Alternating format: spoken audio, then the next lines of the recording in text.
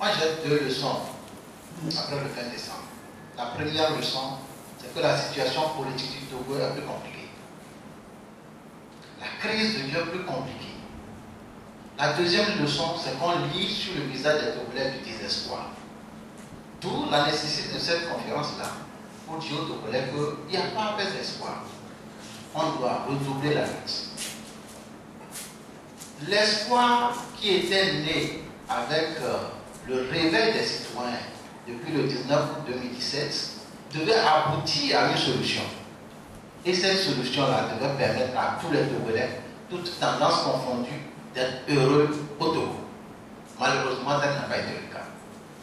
Comme l'a dit tout à l'heure le père, tout le monde a appelé à ce qu'on reporte cette élection-là. Malheureusement, le gouvernement a continué et les élections ont eu lieu. Et les Togolais, après cette élection, se posent mille et une questions. Que devons-nous faire et où allons-nous? Je crois que c'est les deux points essentiels, comme Marie-Louise dit qu'on ne doit pas monopoliser trois paroles. C'est les deux points essentiels.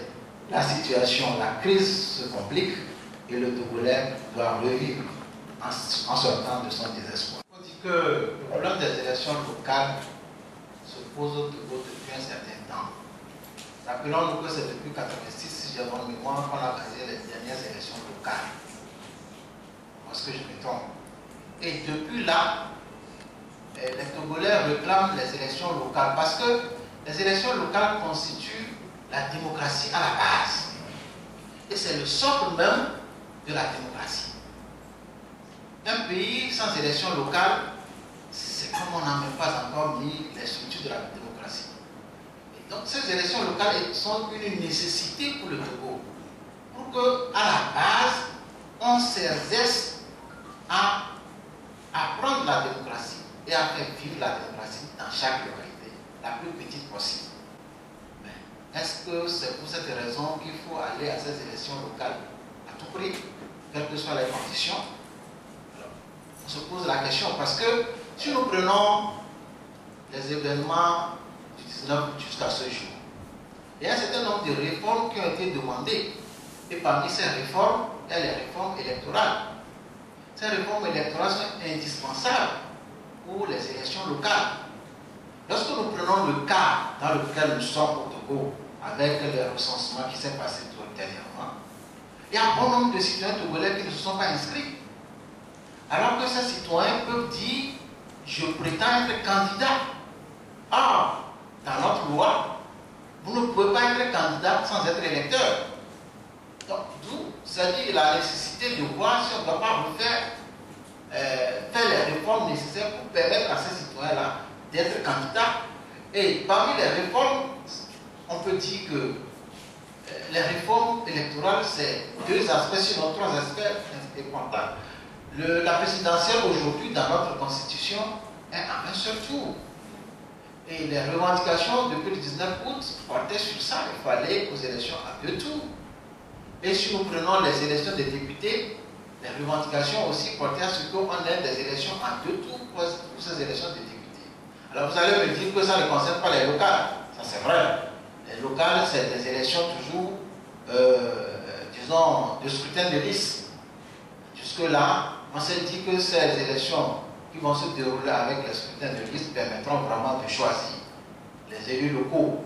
Mais une fois encore, il faut qu'une aussi des revendications qui étaient, disons, faisaient partie de ce que le 19 août a donné, c'est le vote de la diaspora. Mais jusque-là, les réformes électorales, aujourd'hui, le test que nous avons comme code électoral n'a pas encore précisé tous les contours de cela.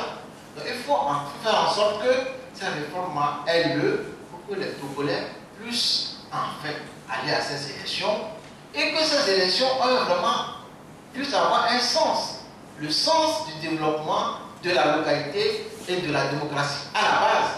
Sinon, si on va à une élection dans ces conditions, je crois que les grincements de dents seront encore là et comme je l'ai dit premièrement, la situation va être encore plus compliquée. Donc, nous pensons qu'il est une nécessité que le gouvernement puisse faire les réformes avant d'aller à ces élections locales. Mais la question c'est au gouvernement de faire le nécessaire pour que ces réformes-là aient lieu. Sinon, nous, en tant que société civile, on va faire le plaidoyer, mais c'est au gouvernement de décider. Je veux partir de ce qui s'est passé avec le recensement électoral et faire comprendre la nécessité qu'on revienne à une révision avant les élections locales. Je prends le dernier développement, c'est-à-dire le rattrapage, les 3 jours de rattrapage. Ces 3 jours de rattrapage ont été effectués dans une certaine localité et non dans toutes les localités. Or, les élections locales concernent chaque commune. Ça veut dire que les 3 jours-là, des électeurs sont déplacés d'une commune à une autre pour se faire recenser. Donc, ils ne sont pas des électeurs de la localité. Or, les élections locales, lorsqu'on va, c'est à quelques voix près qu'on peut départager X ou Y. Alors, ça veut dire que ça constitue un danger. Ces électeurs peuvent aller influencer le vote dans d'autres communes, ce qui n'est pas bon. Et d'autres électeurs, comme je l'ai déjà dit, d'autres électeurs potentiels, comme je l'ai déjà dit, ne se sont pas fait inscrire.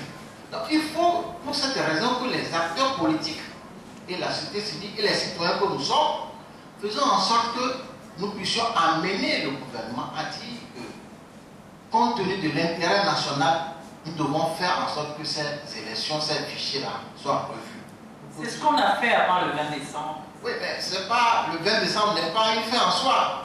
Oui. On n'a pas réussi et on doit encore reprendre. La même chose. Tant qu'on n'a pas de résultat, il faut recommencer. Maintenant, il y a une autre question qui se pose.